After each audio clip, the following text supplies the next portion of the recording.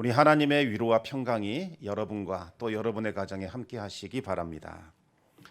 네, 여러분은 새 일을 행하실 하나님을 믿으십니까? 네, 저는 새 일을 행하실 하나님을 믿습니다. 여러분은 여러분 개인과 또 가정과 자녀와 배우자와 여러분의 일터와 또 사업장과 경영하는 모든 일들 가운데 우리 하나님께서 새 일을 행하실 것을 믿으십니까? 저는 여러분의 가정과 정말 여러분의 자녀와 배우자와 그리고 여러분의 일터와 사업장과 경영하는 모든 일들 가운데 하나님께서 새 일을 행하실 것을 믿습니다. 여러분들도 새 일을 행하실 하나님을 믿으시기 바랍니다. 새 일을 이루시는 하나님을 믿고 다시 일어선 어떤 사람의 이야기를 좀 들려드리겠습니다. 이 이야기는 크리스천 CEO 스토리 50일이라는 책을 좀 참고했습니다. 샌더스라는 사람이 있었는데 미국에서 2남 1녀 중 장남으로 태어났습니다. 6살이 되던 해에 아버지가 돌아가셨고 생활이 어려워졌습니다.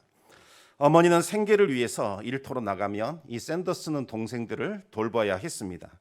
10살부터는 이 샌더스도 농장에 나가 일을 하기 시작을 했습니다. 그런데 12살이 되었을 때 어머니가 재혼을 하면서 떠났습니다. 이제 샌더스는 어린 동생들을 돌보기 위하여 초등학교를 중퇴하게 됩니다. 힘들고 어려웠지만 삶을 개척하여 열심히 노력을 했습니다. 쿠바에서 직업 군인으로 일도 했고 제대 후에는 철도 노동자로 일도 했고 또 보험사로도 일을 했습니다. 성실하게 일한 결과 40대에는 주유소를 경영할 수 있었습니다. 그러나 이 대공황이 오면서 주유소가 파산을 했고 하루아침에 무일푼이 됩니다. 평생토록 수고했던 일이 다 허사가 되었습니다. 그러나 포기하지 않고 주유소 한켠에 작은 카페를 차려서 어릴 적 어머니가 가르쳐 주신 그 요리법으로 배고픈 여행자들에게 식사를 제공하기 시작을 했습니다. 카페에 대한 소문은 입소문을 타서 널리 퍼졌고 다시 재기할 수 있었습니다. 그렇게 모은 돈으로 레스토랑과 모텔을 지었습니다. 하지만 화재가 나서 다 불타 없어졌습니다. 그래도 포기하지 않고 이번에는 빚을 얻어서 대규모의 레스토랑을 지었습니다. 하지만 국가의 도로 사업 계획 때문에 1년도 되지 않아서 헐값에 그 레스토랑을 처분해야만 했습니다. 수없이 오뚜기처럼 일어섰지만 60세가 된 시점에 남은 것은 빚더미밖에 없었습니다. 설상가상으로 사랑하던 아들도 죽었고 아내도 떠났습니다. 이 샌더스는 더 이상 충격을 견디지 못하고 정신병원에 입원하게 됩니다. 모든 것이 다 야속하고 미워졌습니다. 자신을 증오했고 또 자신의 인생을 저주했으며 하나님을 원망하고 탓했습니다. 이제는 살아가야 할 이유도 또 살아야 할 힘도 없어져 버린 이 샌더스는 목숨을 끊기로 결심을 합니다. 밤이 오기를 기다렸다가 늦은 밤이 되자 몰래 병원을 나섰습니다. 어떻게 하면 죽을 수 있을까? 이 생각을 하면서 밤거리를 방황하고 있는데 어디선가 들려오는 찬송가 소리를 듣게 됩니다. 그는 그 소리를 따라서 작은 예배당으로 이끌려 갔습니다. 그런데 그곳에는 한 늙은 부인이 혼자 앉아서 찬송을 부르고 있었습니다. 그 모습을 보는 순간 마음이 뜨거워졌습니다. 그래서 샌더스는 그 부인과 함께 기도하다가 통곡을 하기 시작을 합니다. 한참 울면서 기도를 했더니 갑자기 마음이 평안해지기 시작을 합니다. 자살 충동과 근심, 걱정, 미움이 씻은 듯이 사라졌습니다. 이제는 무슨 일을 하든지 다시 시작할 수 있을 것 같은 그러한 자신감이 생겼습니다. 그러나 이 60을 넘긴 나이에 다시 시작하려고 하니 아주 암담했습니다. 무엇을 해야 하는지 하나님께 기도를 합니다. 어느 날 기도하고 있는데 아주 특이한 환상을 보게 됩니다. 수많은 닭이 철새처럼 하늘을 날아가고 있었습니다. 여러분 기도하다가 이런 거 보이면 여러분은 어떻게 하시겠습니까? 내가 미쳤나 보다, 헛것이 보이네, 그냥 넘어갈 수도 있습니다. 그러나 샌더스는 하나님께 여쭈었습니다. 하나님, 저게 다 뭡니까? 마음에 감동이 옵니다. 저것을 튀겨라. 튀김으로 만들어 팔아라. 샌더스는 마음의 감동을 따라 그날로부터 닭튀김을 팔기 시작을 합니다. 그것이 바로 KFC, 켄터키 프라이드 치킨의 시초입니다. 샌더스는 닭을 튀기는 것으로 만족하지 않고 조리법을 팔기로 결심을 합니다. 체인점을 시작을 한 겁니다. 하지만 사람들의 반응은 그리 좋지 않았습니다. 샌더스는 포기하지 않고 하나님이 주신 그 꿈을 계속해서 붙들었습니다. 그래도 계속해서 거절을 당합니다. 무려 1008번이나 거절을 당했습니다. 그러나 하나님께서 주신 꿈이 있기에 끝까지 포기하지 않았습니다. 마침내 1009번째야 투자에 성공을 하게 되었고 KFC 1호점이 그렇게 해서 탄생을 하게 됩니다. 그 후로 미국 전역에 체인점이 퍼져나가게 되었고 얼마 후에는 전 세계로 퍼져나갈 수 있었습니다. 이 사람이 바로 KFC 할아버지인 커넬 홀랜드 샌더스입니다. 샌더스가 말합니다. 현실이 슬픈 그림으로 다가올 때면 현실을 보지 않고 멋진 미래를 꿈꾸었고 그 꿈이 이루어질 때까지 앞만 보고 달려노라. 그렇게 고백을 했습니다. 결국 그는 인생을 포기할 수밖에 없는 상황 속에서 하나님이 주시는 그 꿈을 붙들므로써 새 일을 행하시는 하나님을 경험할 수 있었습니다. 우리는 하나님이 어떤 분인지를 알아야 합니다. 믿음은 하나님을 아는 만큼 딱 그만큼만 생겨나기 때문입니다. 하나님을 알지 못하면 절대로 믿음은 성장할 수 없습니다. 우리는 하나님을 아는 만큼만 하나님을 사랑할 수 있고 또 하나님을 아는 만큼만 하나님을 신뢰할 수 있고 하나님을 아는 만큼만 하나님을 섬길 수 있습니다. 많은 분들이 하나님에 대한 지식과 하나님을 아는 것 이것을 많이 혼동합니다. 물론 하나님을 알기 위해서는 성경 공부가 필요합니다. 그러나 지식을 갖고 있다 해서 하나님을 알 수 있는 것은 아닙니다. 하나님을 안다고 할 때 히브리어로 야다라는 단어를 사용합니다. 이 야다라는 말은 단순한 지식을 말하는 것이 아니라 친밀한 교제를 통해서 체험을 통해서 알아가는 것 그것을 의미합니다. 바리새인들은 하나님을 안다고 자부했지만 그들은 단순히 교리적인 지식으로만 알고 있었습니다. 하나님과의 인격적인 만남이나 교제는 전혀 없었습니다. 그들은 실상 하나님을 전혀 몰랐습니다. 그래서 하나님의 아들이신 예수님도 알지 못하여 십자가에 못 박았던 거죠. 여러분, 만약 여러분이 개구리를 알고 싶다면 어떻게 하면 되겠습니까? 개구리를 죽여서 해부하는 것으로는 온전히 알 수 없습니다. 그것은 개구리에 대한 단편적인 지식만 가질 수 있을 뿐입니다. 개구리 알을 가져다가 올챙이로 부화를 시키고 올챙이에게 먹이를 주면서 개구리로 성장하는 과정을 관찰하고 또 쓰다듬어 주기도 하고 교감도 하며 애정을 나눌 때 비로소 개구리를 알 수 있습니다. 이렇게 아는 사람은 해부학적 지식을 가진 사람과는 차원이 다릅니다. 개구리라고 해서 다 같은 것이 아니라 각자마다 성향과 취향과 개성이 달아나는 것도 알게 됩니다. 우리 하나님을 아는 것도 마찬가지입니다. 하나님을 알려면 우선적으로 하나님을 경험해야 합니다. 하나님의 사랑을 알기를 원하신다면 먼저 하나님의 사랑을 느껴야 합니다. 그래야 하나님의 사랑을 알 수 있고 또 하나님의 사랑을 실천할 수도 있는 겁니다. 경험되지 않은 지식, 실천되지 않은 지식은 화석처럼 단단하게 굳어버린 죽은 지식이라고 할 수 있겠습니다. 아무런 생명도 없고 능력도 없고 변화도 없는 죽은 지식에 불과합니다. 우리는 하나님을 알아가야 합니다. 평생토록 하나님을 알아가야 합니다. 평생토록 하나님을 경험하라는 이야기입니다. 우리 함께 디모데전서 2장 4절 말씀을 같이 한번 읽어보겠습니다. 하나님은 모든 사람이 구원을 받으며 진리를 아는 데에 이르기를 원하시니라. 아멘. 하나님은 모든 사람이 구원받기를 원하십니다. 그리고 동시에 모든 사람들이 진리이신 하나님을 알아가기를 원하십니다. 오늘 본문 21절은 우리가 알아야 할 이 하나님에 대해서 말씀하고 있습니다. 우리 함께 이사야 43장 21절 말씀을 같이 한번 읽어보겠습니다. 이 백성은 내가 나를 위하여 지었나니 나를 찬송하게 하려 함이니라. 아멘. 이 짧은 구절은 우리에게 세 가지 중요한 말씀을 하고 있습니다. 먼저 첫째로 하나님께서 우리를 하나님의 백성으로 삼아주셨다는 말씀입니다. 우리는 하나님의 백성입니다. 이 말은 하나님이 우리의 왕, 우리의 통치자가 되어주신다는 의미이기도 합니다. 하나님이 우리의 왕이 되신다는 것은 하나님이 우리를 다스리시고 돌보신다는 의미입니다. 여러분, 왕이 하는 첫 번째 일이 무엇이라고 생각하십니까?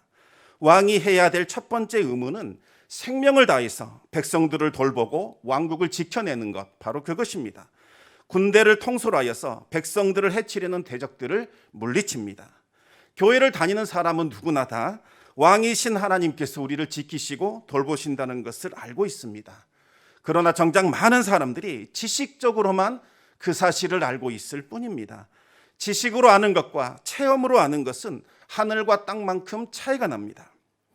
아람에 있는 이 왕이 하나님의 사람 엘리사를 생포하기 위하여 있을 때 있었던 일입니다. 아람 군대가 어둠을 타서 선지자 엘리사가 살고 있는 성읍을 완전히 포위했습니다.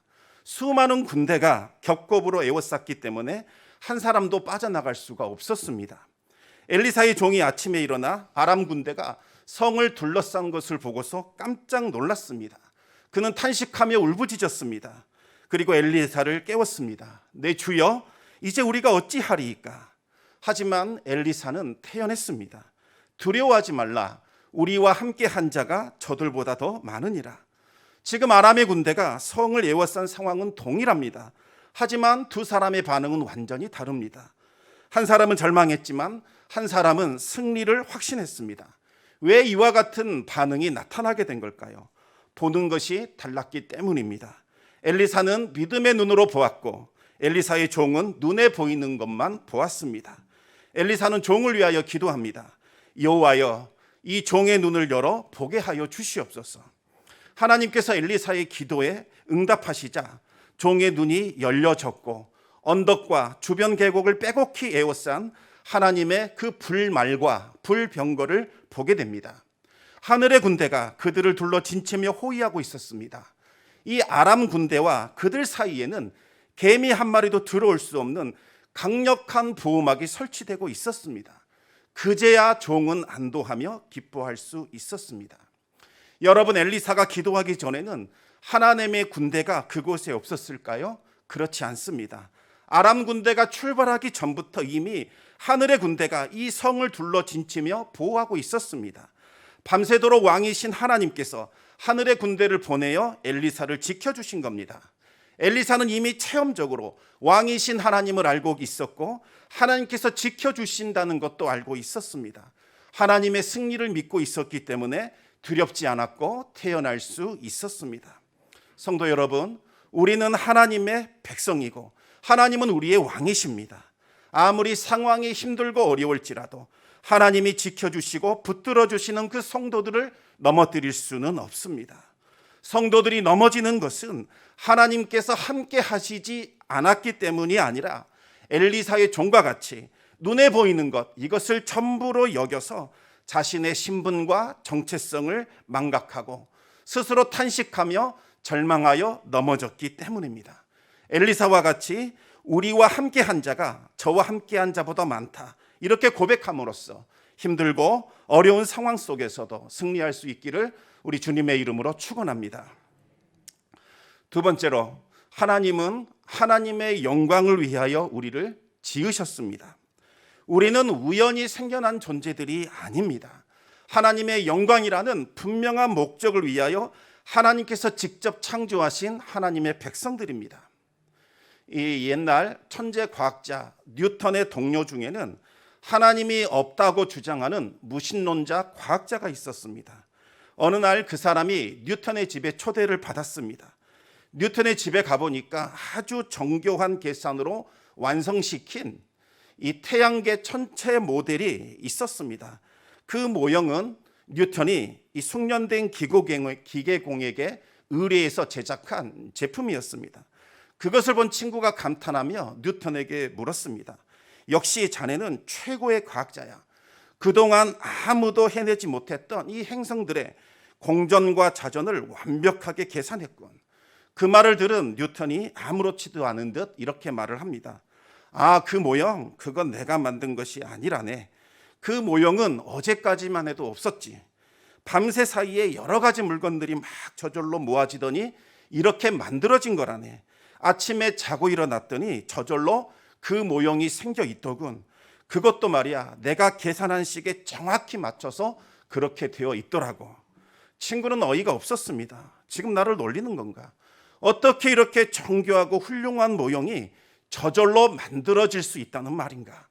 뉴턴이 웃으면서 말을 합니다. 아니, 이렇게 간단한 장난감도 설계자 없이 만들어질 수 없다고 주장을 하는데, 하물며 이것의 근본이 되는 태양계는 설계자나 제작자가 없이 우연히 생겨났다고 믿는 것에 대해서는 자네는 뭐라고 설명할 것인가?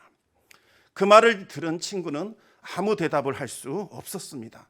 결국은 그도 하나님을 인정하게 됩니다. 성경은 분명히 말합니다. 모든 만물은 하나님께로부터 출발했다. 이 세상에 존재하는 것 중에 우연히 생겨난 것은 없습니다. 모든 것이 하나님의 선하신 뜻과 계획을 따라 창조되었습니다. 하나님의 보시기에 좋고 아름답게 만들어졌습니다. 인간은 특별히 하나님의 영광을 위하여 창조되었습니다. 우리가 하나님을 기쁘게 하고 하나님께 영광을 돌리며 살아갈 때에 우리는 하나님이 주시는 참된 행복과 만족을 누릴 수 있습니다. 수많은 사람들이 삶의 이유와 목적을 잃어버린 이유는 하나님의 영광을 위하여 살지 않기 때문입니다. 자신의 영광을 위하여 살아가기 때문입니다. 나를 위하여 살고자 노력하면 노력할수록 인생은 더욱더 허무해지고 헛되다는 것이 느껴집니다. 행복한 인생을 위하여 모든 것을 시도해 보았고 모든 것을 다 누려보았던 그 솔로몬이 마지막에 고백했던 단어는 허무함이라는 단어였습니다. 헛되고 헛되며 헛되고 헛되니 모든 것이 헛되도다. 이 짧은 문장 안에 헛되다는 말이 무려 5번이나 나옵니다. 솔로몬은 하나님이 없는 수고와 노력은 바람을 잡는 것처럼 허무하고 헛되다는 것을 깨달았습니다. 솔로몬은 하나님의 영광을 위하여 사는 것이 인생의 참된 행복이자 만족의 비결임을 알게 되었습니다. 그래서 그는 전도서를 통하여 하나님을 떠난 인생이 얼마나 허무한지를 알려주고 또 하나님의 영광을 위하여 살라고 권면을 했던 겁니다. 하나님의 영광을 위하여 살기로 결단함으로써 인생의 행복과 만족을 회복할 수 있게 되기를 우리 주님의 이름으로 축원합니다.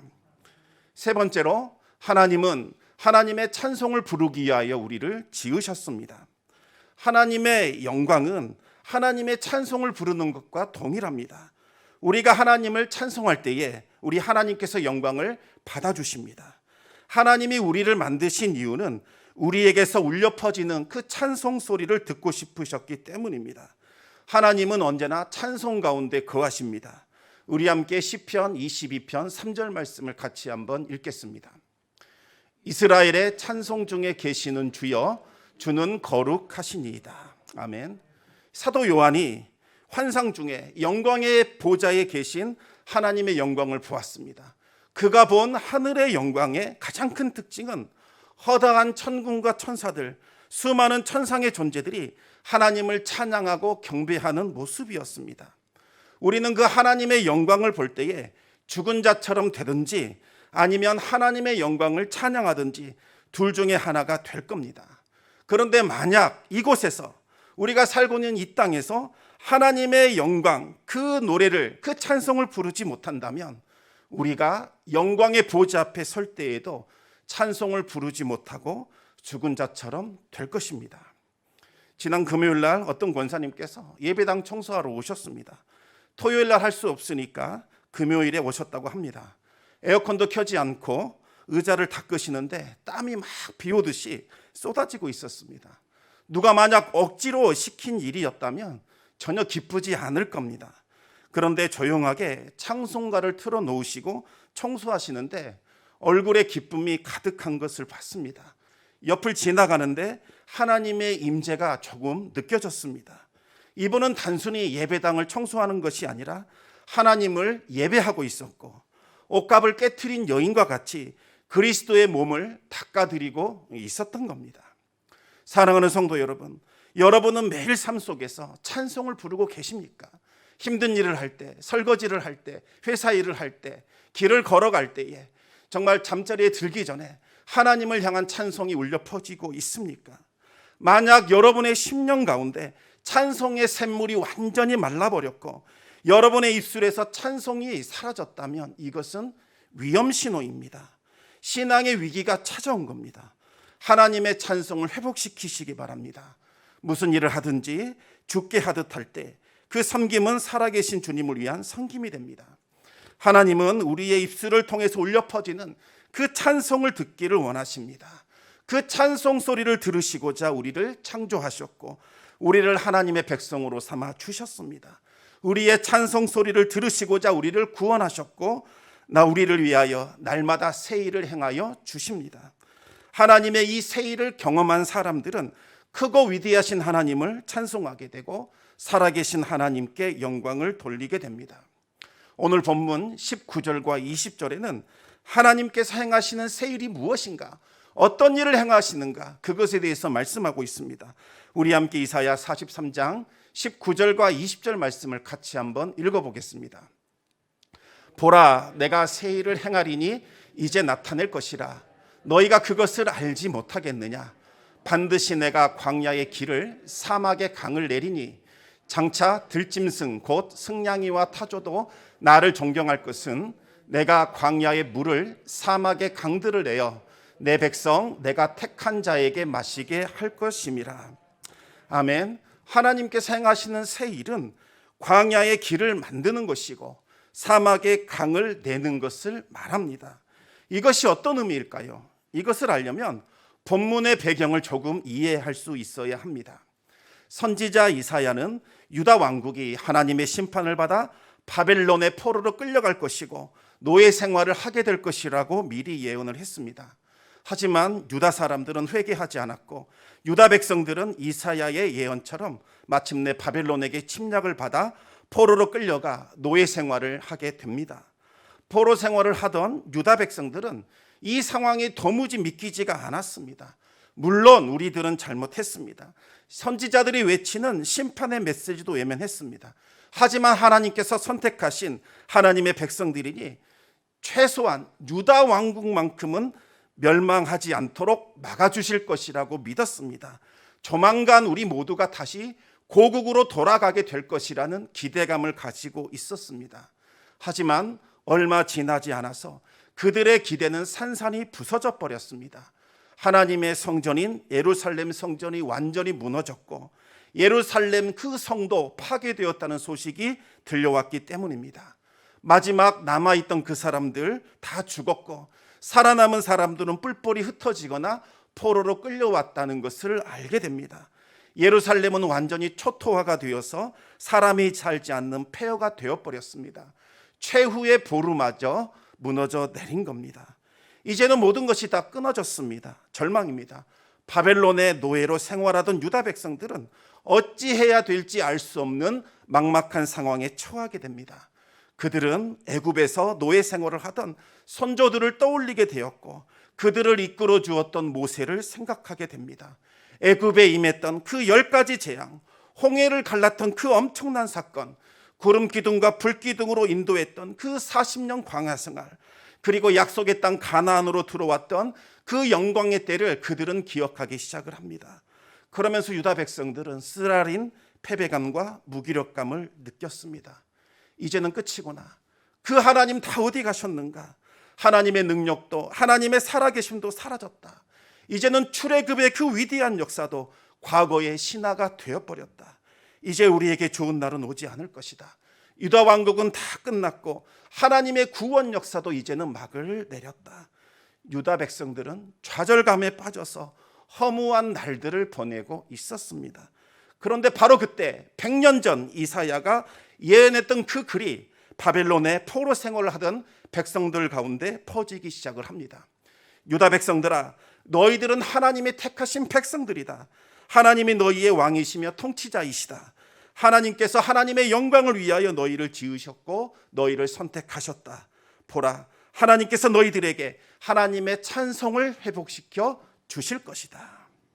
그러면서 바벨론에게서 장차 일어나게 될 또 하나의 출애굽 사건, 제2의 출애굽 사건에 대해서 말씀하시기 시작을 합니다. 우리 이사야 43장 14절 말씀을 같이 한번 읽겠습니다. 너희의 구속자여 이스라엘의 거룩하니 여호와가 말하노라. 너희를 위하여 내가 바벨론에 사람을 보내어 모든 갈대아 사람에게 자기들이 연락하던 배를 타고 도망하여 내려가게 하리라. 아멘. 과거에는 하나님의 사람 모세가 출애굽을 이끌었습니다. 애굽에 노예 생활을 하던 이스라엘 백성들을 끌고 나왔습니다. 그런데 이번에는 하나님을 전혀 알지 못하는 낯선 이방인 그 사람을 바벨론으로 보내어서 유다 백성들을 해방시키겠다는 그와 같은 예언을 하신 겁니다.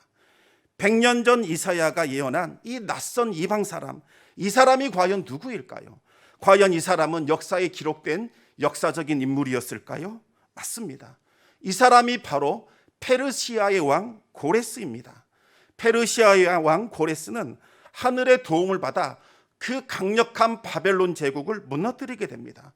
절대로 무너지지 않는 바벨론이 바로 이 페르시아의 왕 고레스 앞에 허물하게 무너져 내렸습니다. 고레스 자신도 믿기지가 않았습니다. 이것은 내 힘과 내 능력으로 된 것이 아니다. 알 수 없는 누군가가 나를 도운 것이다. 이렇게 생각을 했습니다. 그런데 역사가 요세푸스의 글에 보면 고레스는 150년 전 이사야가 이미 자신의 이름과 자신이 해야 할 사명에 대해서 미리 예언한 것을 알고서는 아주 큰 충격을 받았다고 합니다. 고레스는 하나님을 알지 못하는 이방 사람이었지만 하나님을 인정할 수밖에 없었습니다. 고레스는 이사야가 예언한 그 말씀을 성취하기 위하여 힘써 노력을 하게 됩니다. 고레스는 이 제국의 왕으로 등극하자마자 유다 백성들을 다 풀어주었습니다. 이제 너희들은 고국으로 돌아가라. 무너진 예루살렘 성전을 짓고 다시 만왕의 왕 천지의 주제이신 하나님을 예배하라고 선포해버립니다. 고레스는 바벨론이 예루살렘 성전에서 빼앗아온 금과 은과 모든 그릇들을 다 돌려주었고 심지어 무너진 성벽과 사라진 유다 왕국을 다시 재건하라고 많은 재정도 함께 내어주었습니다. 하나님께서 계획하신 새 일은 바벨론 제국을 무너뜨리고 유다 백성들을 다시 고국으로 돌려보내어 무너진 성읍을 재건하고 다시 회복시키는 일이었습니다. 출애굽에 있었던 그 영광보다 더 큰 영광을 나타내 주셔서 사라진 유대 왕국을 다시 살리고 고치고 회복시키는 것, 이것이 하나님께서 말씀하신 새 일이었습니다. 하나님은 이와 같은 새 일을 이루시기 위해 먼저 유다 백성들이 해야 할 일이 있다고 말씀하셨습니다. 무엇일까요? 우리 함께 이사야 43장 18절 말씀을 같이 한번 읽겠습니다. 너희는 이전 일을 기억하지 말며 옛날 일을 생각하지 말라. 이전 일을 기억하지 말고 옛날 일을 생각하지 말라는 겁니다. 여기에서 나오는 이전 일은 무엇이며 옛날 일은 무엇을 말하는 걸까요?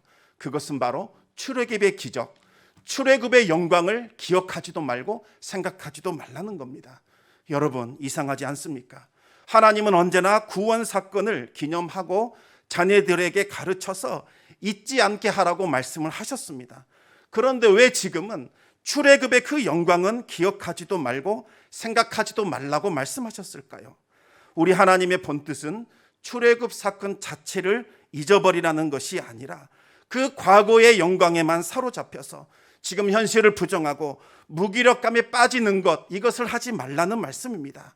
이제는 과거를 뛰어넘는 새 일이 일어날 것이니 눈을 들어서 그 일을 행하시는 하나님을 바라보라고 말씀하고 있는 겁니다. 여러분, 믿음이 무엇입니까? 눈을 들어 하나님을 바라보는 것을 말하는 겁니다. 눈앞에 있는 상황, 무기력한 나 자신을 바라보는 것이 아니라 이것을 뛰어넘어 역사하시는 창조주 하나님을 바라보는 것, 새 일을 행하시는 하나님을 바라보는 것, 이것이 바로 믿음입니다. 믿음의 사람은 절망적인 환경과 무기력한 나 자신을 바라보지 않습니다. 새 일을 행하신 하나님을 바라봅니다. 부정적인 말에 귀를 기울이지 않습니다. 하나님의 말씀에만 귀를 기울이며 살아갑니다. 지금 유다 백성들의 눈에는 아무것도 보이지 않지만 하나님의 역사는 이미 시작이 되고 있었습니다. 하나님은 새 일을 위하여 이미 광야의 길을 만들고 계셨습니다.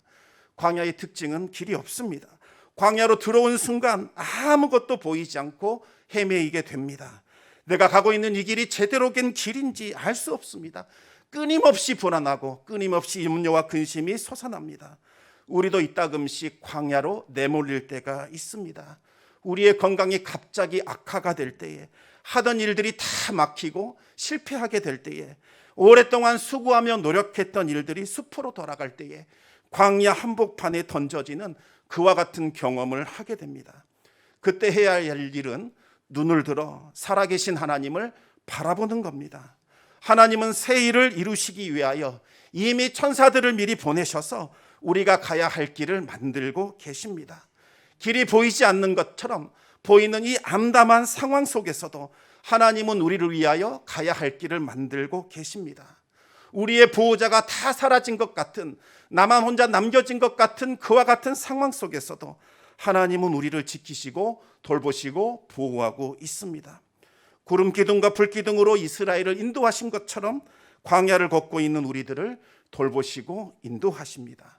그리고 우리가 가야 할 그 약속의 땅, 그곳으로 인도하셔서 다 무너져버린 성벽을 다시 쌓게 하시고 황폐한 성읍을 회복시키는 그와 같은 일들을 하실 것입니다.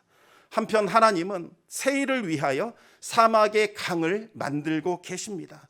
사막은 물이 없습니다. 물은 생명입니다. 물이 없으면 풀도 없고 나무도 없고 짐승도 없고 사람도 없습니다. 그런데 하나님은 택하신 백성들을 위하여 사막의 강을 만드십니다. 새벽 예배 때 우리는 계속해서 출애굽기를 묵상하고 있는데 이 르비딤에 대해서 한번 말씀을 나누었습니다. 원래 르비딤은 오아시스였습니다.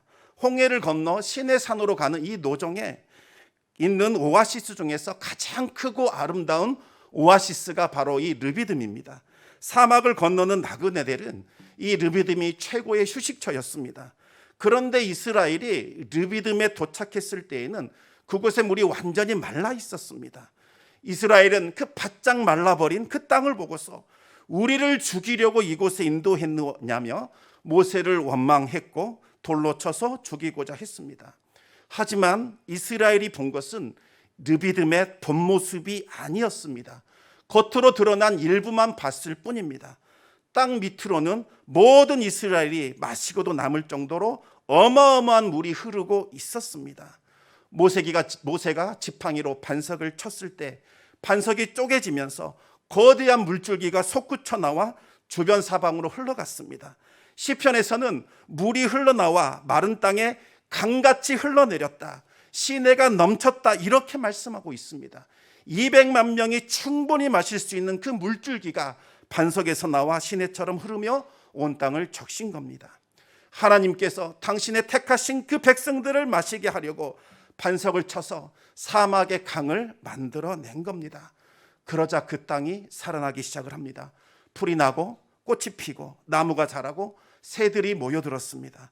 그리고 승냥이와 타조와 들짐승들도 그 물을 마시며 그곳을 자신들의 거처와 안식처로 삼았습니다. 사막이 생명의 땅으로 바뀌었고 최고의 휴식처로 바뀌는 일들이 일어나게 된 겁니다. 성도 여러분, 지금 걷는 우리의 인생길 험하고 힘들지라도 하나님의 선하신 인도하심을 의심하지 않기를 바랍니다. 하나님께서 우리들보다 앞서 천사들을 보내시어 우리가 가야 할 길을 만들고 있고 그 길로 우리를 인도하고 계십니다. 믿음의 눈으로 하나님께서 만드시는 그 길을 바라보시기 바랍니다. 지금 내가 서 있는 이곳이 아무것도 없는 메마른 허벌판 그와 같은 땅처럼 보일지라도 그 밑으로는 생명수 시내가 흐르고 있다는 사실을 기억하시기 바랍니다. 우리는 하나님의 말씀에 귀를 기울이고 순종할 때에 반석에서 생명수가 솟아나와 온 땅을 적시는 생명의 일들을 보게 될 것입니다. 무엇보다도 새 일을 이루실 하나님을 기대하시기 바랍니다. 이미 하나님의 새 일은 시작이 되었습니다. 이제 곧 나타나게 될 겁니다. 잠깐 코로나로 인하여 온 세계가 힘들었지만 이 일로 인하여 우리는 새로운 일들이 나타나게 될 것을 보게 될 겁니다. 새 일을 행하신 하나님을 기대하면서 불평과 원망과 한숨을 거둬들이시고 찬송과 기도로 주님과 동행하는 삶을 살아가는 은혜가 있기를 우리 주님의 이름으로 축원합니다. 기도하겠습니다. 하나님 아버지, 감사와 찬송을 드립니다. 우리가 무엇이 간데 하나님께서 우리를 택정하여 주시사 하나님의 자녀 삼아 주시고 우리에게 새 일을 행하여 주시사 우리의 입술로 하나님을 찬송하게 하시는지요. 우리의 찬송을 듣기 위하여 우리를 지으셨다 말씀하시는 아버지 하나님, 우리에게 한량없는 은혜와 복과 구원과 능력을 더하여 주셔서 우리로 하여금 하나님을 찬송하지 않을 수 없도록 그렇게 만들어 주시니 진심으로 감사합니다. 메마른 땅을 걷는 것처럼 느껴지고 모든 불모지 가운데 거하는 것처럼 느껴지지만 그곳에서 새로운 역사가 일어날 줄로 믿습니다. 그곳에 길이 생길 것이고 바로 그곳에 강이 흘러넘쳐서 그곳이 살 수 있는 아름다운 땅이 될 줄로 믿습니다. 무너져버린 성읍과 황폐해진 곳을 다시 재건할 수 있는 권세와 능력을 주실 줄 믿습니다. 처음 영광보다 나중 영광이 더 크게 될 줄로 믿사오니 지난 일들을 다 잊어버리게 하여 주시고 오로지 하나님께서 일으키실 새 일을 향하여 믿음을 갖고 전진하는 귀하고 복된 성도 되게 하여 주시옵소서. 모든 말씀 우리 주 예수 그리스도 이름으로 기도드리옵나이다. 아멘.